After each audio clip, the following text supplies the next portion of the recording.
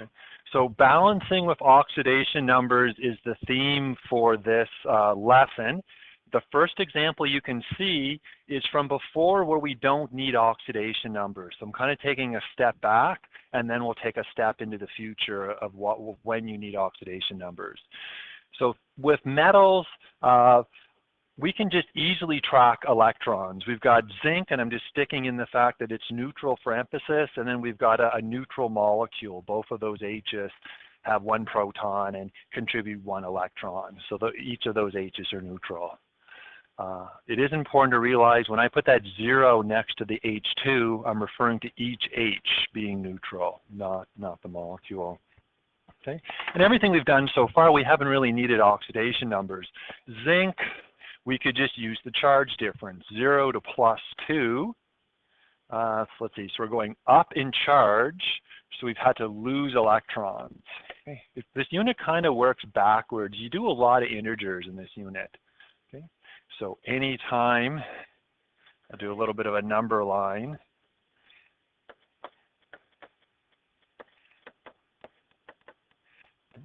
When you go up in charge, to go up in charge, you're going to lose electrons. You're taking electrons away. If the charge is dropping, you're going to gain electrons. I'm going plus E minus. Okay.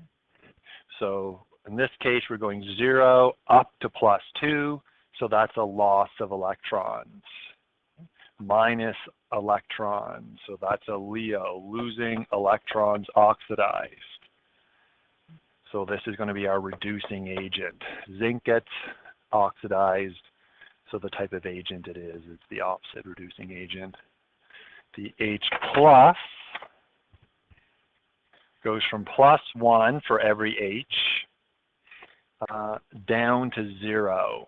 Okay. We went down in charge, so gaining electrons going from plus to 0. So gaining electrons, that's our GER. So it's being reduced. So that's our oxidizing agent. Okay. So that's really a recap of what we've done before.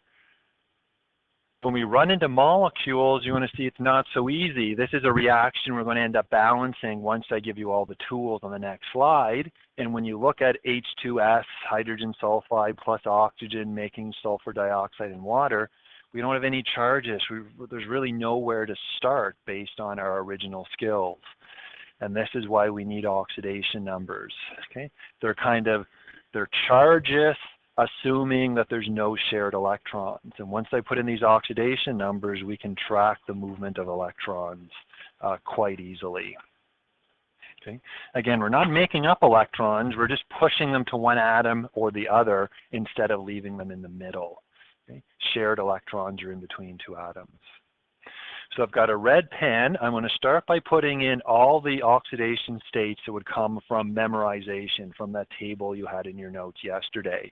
They were atoms in their elemental form, hydrogen, oxygen, and monoatomic ions. You should just be pulling that from memory. So in H2S, we've got hydrogen in a compound, so that's +1. Sulfur, I've got no rule. I'm going to have to figure that one out.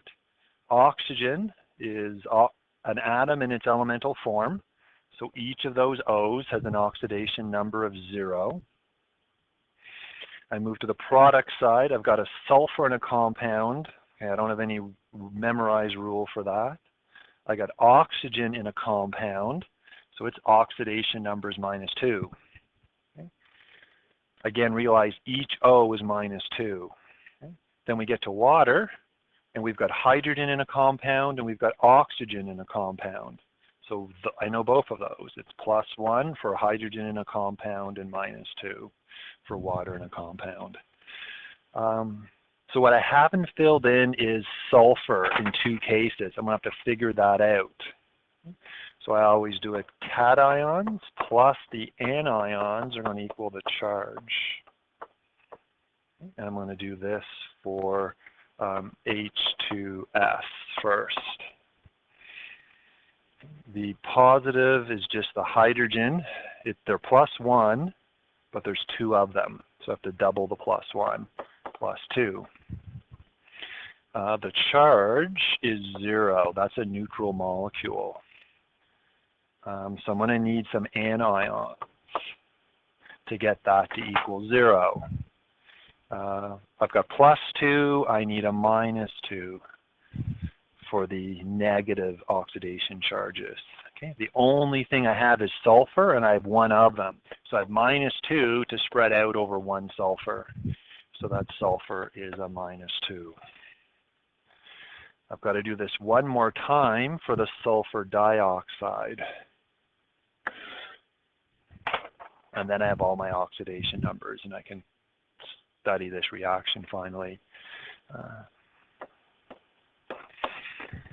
So positives, I don't have any. Negative oxidation numbers, I've got 2 O's, and they're both minus 2. So they're minus 4 between the two of them in total. And SO2 is a neutral molecule. Okay.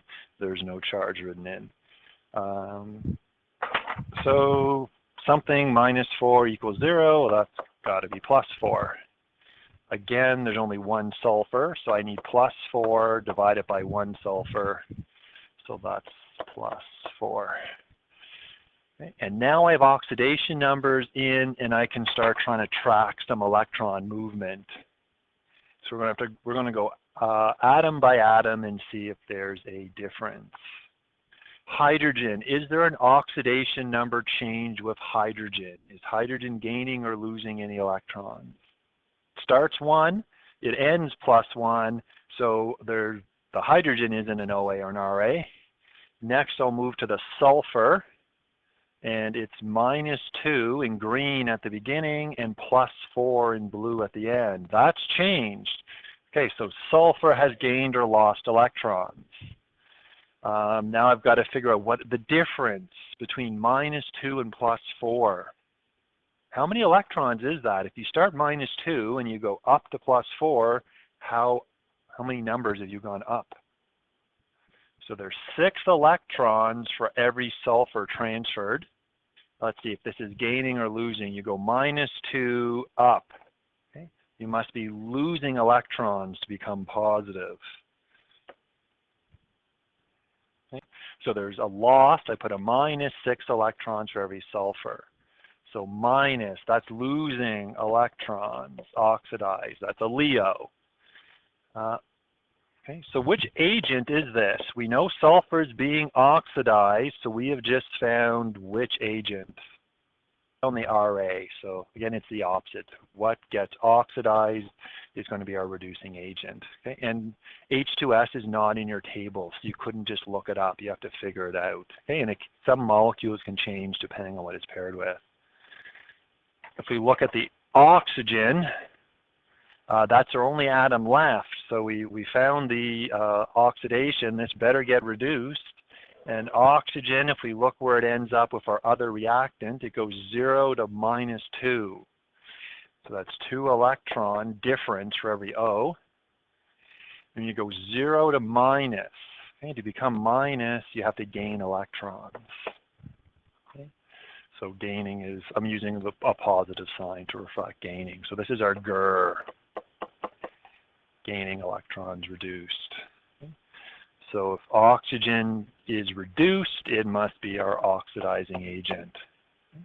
That's kind of where the word oxidizing agent comes from. Molecular oxygen is always an oxidizing agent, and that was what was kind of figured out hundreds of years ago. Oxygen caused other chemicals to get oxidized. Okay. Hence, you see that oxygen showing up in the word oxidizing agent. Okay. So we found our OA and we found our RA with oxidation numbers. Okay.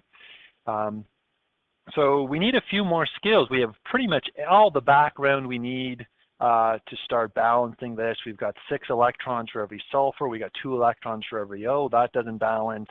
But I need to give you all the steps, and then we can find the lowest common multiple and balance everything. Okay. So I've got to give you all the rules, the steps, the procedures to balance this, and then we'll come back and I'll repeat this and we'll balance this whole reaction. Okay. But you have the background. So steps to fully balance with oxidation numbers. the first thing you're going to do after you have all the oxidation numbers is you're going to balance the electron exchange of the reactants. That's where I just stopped. That would be our next step, or the first step in the actual balancing. Okay. Then we've no choice. We must balance the atoms other than O and H first. Okay, you cannot balance. You kind of could break this rule in Science 10 and Chem 20. In Redox, you cannot. Once you balance the atoms other than O and H, you must balance oxygen next, and you're going to balance it by adding water molecules. Okay? Normally we would balance by putting numbers in front. Here we're going to add water in. So this is a very new step. Okay? Hydrogen must be balanced next, and we balance hydrogen by adding acid to one side or the other to get the hydrogen count the same. So that's new. Okay? We've never balanced like this before. Okay?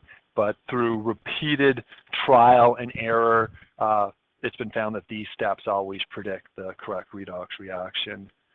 Last, you may not have to do this, but if you have H plus and you have OH minus on the same side, they're just going to react and produce water. So you're going to turn the H plus and the OH minuses into water molecules. Okay?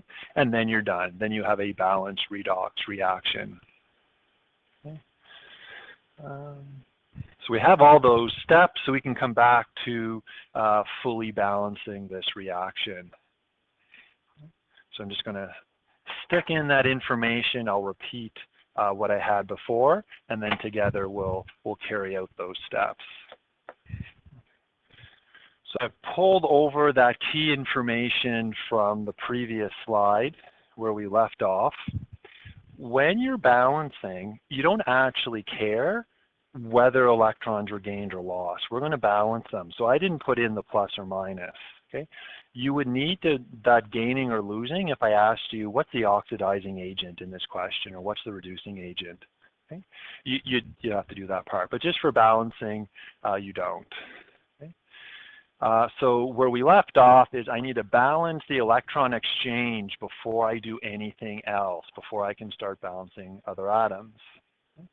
So I have a very systematic way to do this. I always do it the same way. I keep track below each reactant how many electrons are being transferred. Okay? I'm going to pull down those green statements I put next to each arrow. Our first reactant transfers 6 electrons for every sulfur. Okay? Our oxygen is transferring 2 electrons for every O. Okay? I always write a statement below each reactant for how many electrons are transferred for each atom that transfers electrons. Below that, I write how many electrons are transferred for the whole reactant. Okay? Factoring in there may be more than one of those atoms. Okay? If there were 4 atoms, then I would quadruple it. 2, I would double it. 3, I would triple it. 1, leave it the same. Okay? So in our H2S, there is only 1 sulfur in hydrogen sulfide. That 1 atom is going to transfer 6 electrons, so that whole species is going to transfer 6. Okay? The hydrogen, remember, is not transferring any electrons. Our second reactant, oxygen, does 2 electrons for every O. Well, there's 2 O's. The first O will transfer 2, the second O will transfer 2.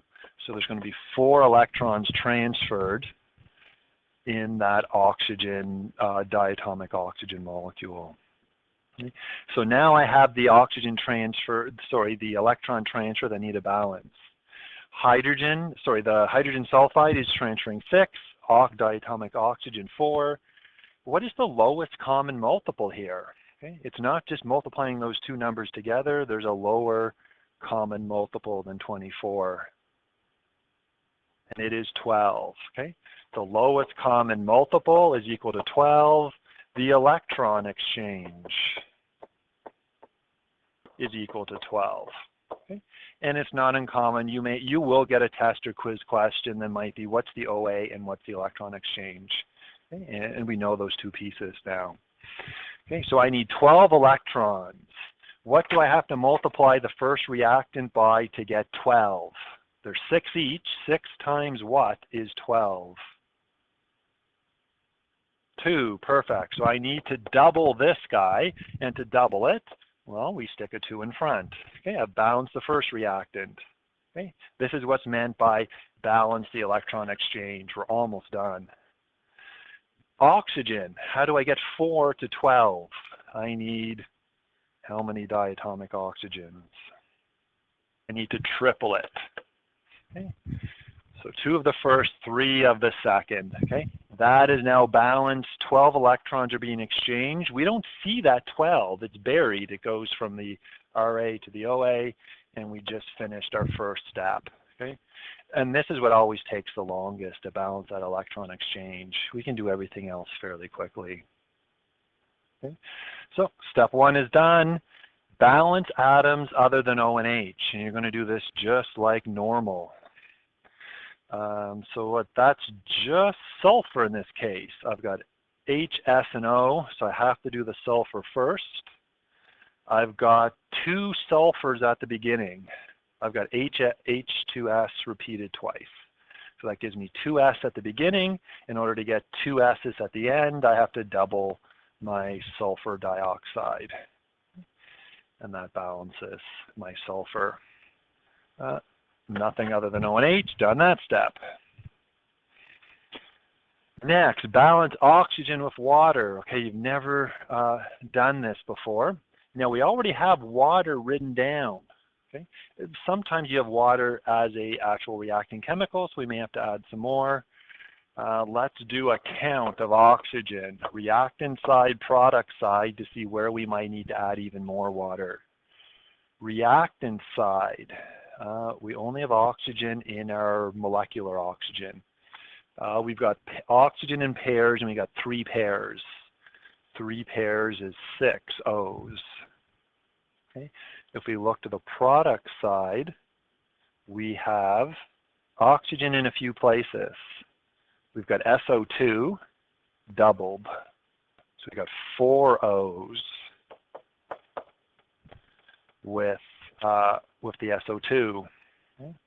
We are missing, what, 2 more O's to get this to balance. Well, we've got a 5th oxygen in our water, and we're going to end up needing 2 of these waters to get this to balance. Okay, so I didn't add another water in. I could have went and added plus water a second time, but I just I doubled it up. Okay, the key is I had to do that addition to the water. I couldn't have I couldn't have increased the sulfur dioxide count. I had to increase the water count. So we now have 6 O's on both sides by adjusting water or adding water if we needed to. Okay, so that was new. Almost done. Balance hydrogen, but we're not going to stick numbers in front. We're going to add H+. So you have to figure out which side is low on H. Okay. If it does come out to be a tie, 6 H's on both sides, you wouldn't add any H+. Okay? You wouldn't have to add any. Reactant side, hydrogen sulfide occurs twice. So 2 times 2, 4 hydrogen at the beginning. At the end, we've got 2 waters, 2 times 2, 4. Hydrogen is tied in this case.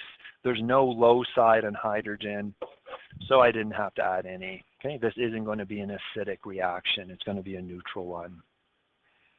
Last, combine any H+ with OH-. Well, we don't have any H+, we don't have any OH-, so there's nothing to do there. We're done. We just balance this complex reaction. This is as hard as balancing is going to get in this course. Okay. It's molecular. We had to run through these steps. Now I'm going to ask you to put in the oxidation numbers for me, and then I will go and fill them in the second example. Okay. So we have ClO3-. So you might be wondering, is that carbon and iodine? But it is Cl. Okay. Okay. That is chlorine. Chlorine and oxygen. Okay. There's no carbon in this example. So ClO3, and this is an ion, plus Iodine, I2, produces chloride, Cl minus, and IO3 minus. Okay. So please fill in the oxidation numbers. I'd start with the ones from memory, and then there's the Cl you're going to have to figure out, particularly at the beginning, and the I at the end. You're going to have to do cation plus anion.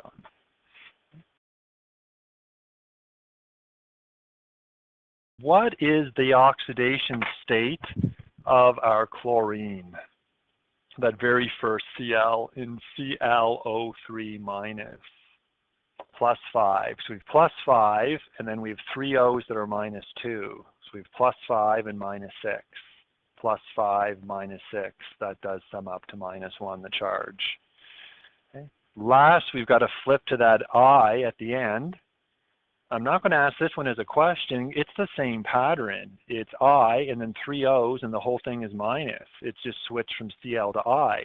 So it's the same format. You end up getting the exact same mass.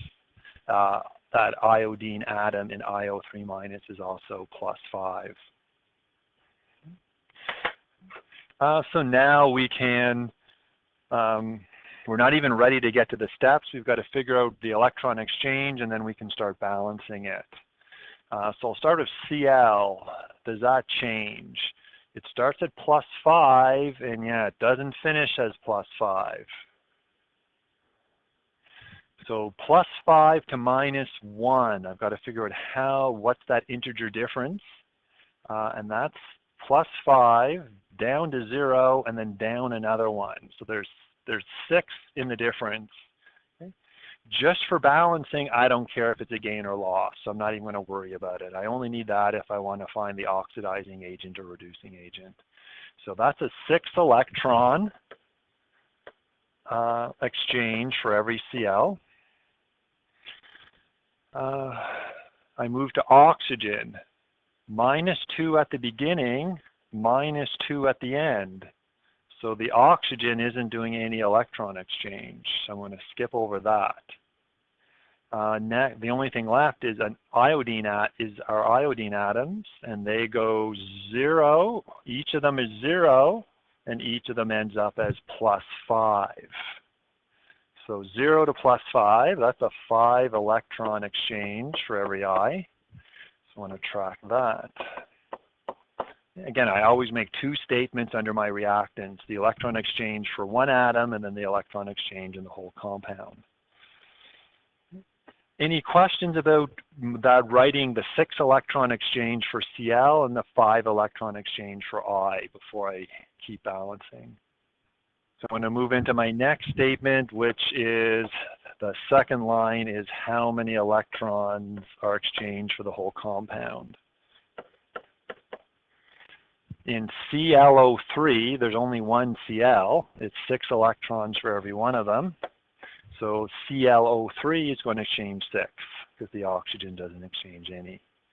For our diatomic iodine, 5 electrons for every I. There's 2 of them, so the first does 5, the second does 5. That's a 10 electron exchange. Okay. Now I can finally do that first step, balance the electrons.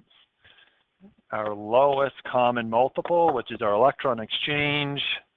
Let's see, we got 6, 12, 18, 24, 30. And then we've got 10, 20, 30 for our multiples of 10. So it looks like 30 is that lowest common multiple. So I need a 30 electron exchange. So I have to multiply 6 by 5. I need 5 ClO3 minuses to get 30 electrons. With iodine, the diatomic iodine, 10 times 3 gives me 30. So I need 3 of those. Well, that's the first step done. Balance your electron exchange. What was the next step? You balance the electrons, and then was it HO? What was it? Balance atoms other than O and H. So that's going to be 2 of them in this case. We've got Cl and we've got I. We're going to balance both of those like normal. okay, just by adding to the product side. With chlorine, we have 5 Cls on the reactant side, so I need 5 Cls on the product side. For iodine, atoms, okay, I'm not counting that diatomic now, I'm counting how many I's do I have, and there's 6 of them in total. There's 3 pairs, 6. So I need 6 at the end. Okay. IO3 has 1 I in it, so I have to times it by 6 to get my 6 I's. Okay. So that's the first 2 steps done. Next, we balance oxygen by adding water. Okay. There's no water in this already, so you're going to have to see me add water in. Even I tend not to do this in my head when there's a lot of oxygen in the questions you're going to get. So I tend to write it down so I don't mess it up. When I do this in my head, I tend to make mistakes. You'll probably make mistakes. So on the reactant side, we've got 5 ClO3 minuses, and there's 3 O's in those. So 5 times 3, 15 oxygen at the beginning. At the end, we've got 6 IO3 minuses. So 6 times 3 is 18. We need to add water to balance this. So this is the low side. So we're going to add 3 water, because each water has 1 O in it. So 3 waters will get to 15 up to 18. So that's the reactant side that was low. And you might be like, where on earth does this water come from? This is an aqueous reaction, and we're only studying aqueous reactions, so it's just pulling from the solvent. And I have to put a 3 in. So that's oxygen taken care of. Last, we'll balance our hydrogen, but we're going to add H+ if needed. So I have no hydrogen in the first reactant, no hydrogen in the second. I've got hydrogen in my water. I've got 3 pairs, so that's 6 hydrogen at the beginning. At the end, I have no hydrogen. Well, I need to have 6. I got to bring that 0 up to 6. So I have to add 6 H+ on the product side.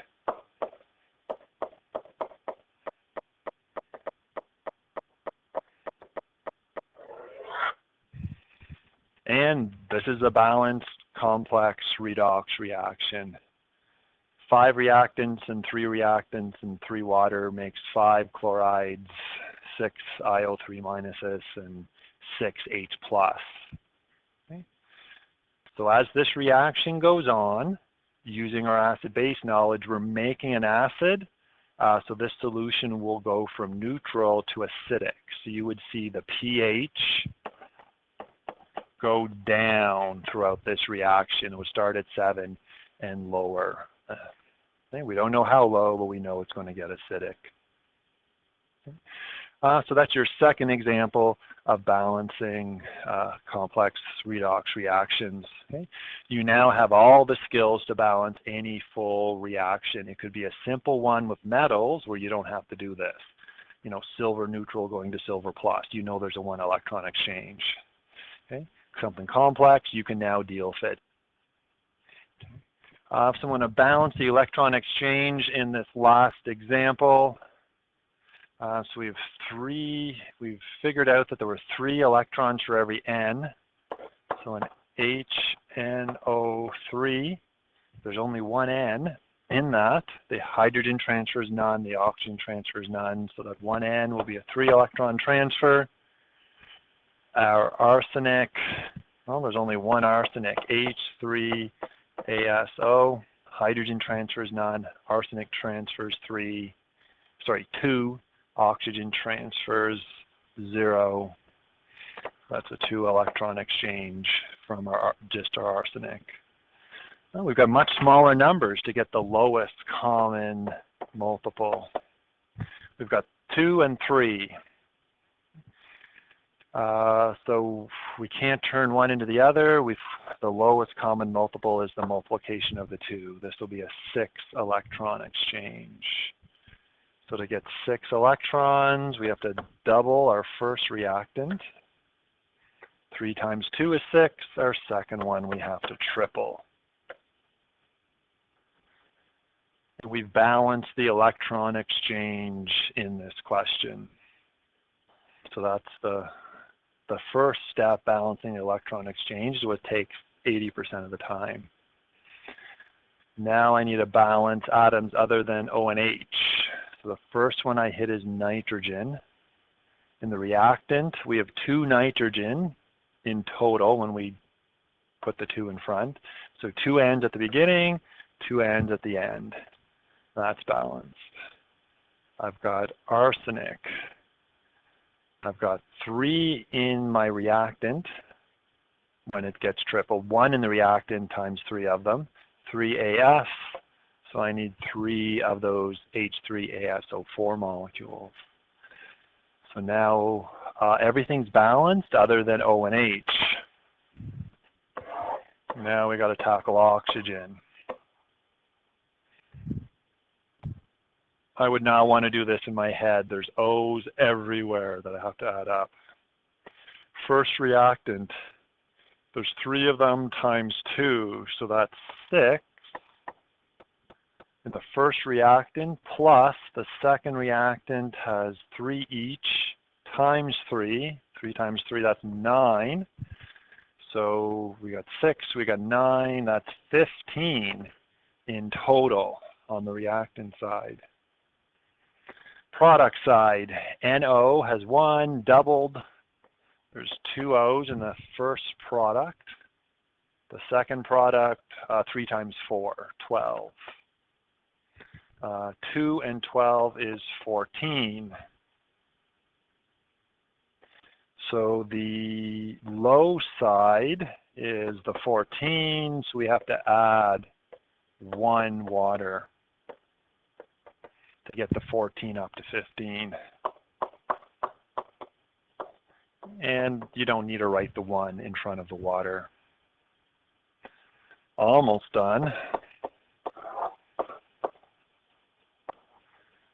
Hydrogen, lots of them again. Our first reactant, 1H, but there's 2 of those reactants, so we've got 2. Second reactant, there's 3 of them in the black compound, times 3 of those compounds. 3 times 3 is 9. So 2 and then 9 is 11. First product is no hydrogen, so that's good for us. Second product, H3ASO4. 3 black H's times 3, that's 9. Plus water has 2. 1 water, oh, that's 11 again. So we don't have to add in any hydrogen. Hydrogen is balanced. There's no H+.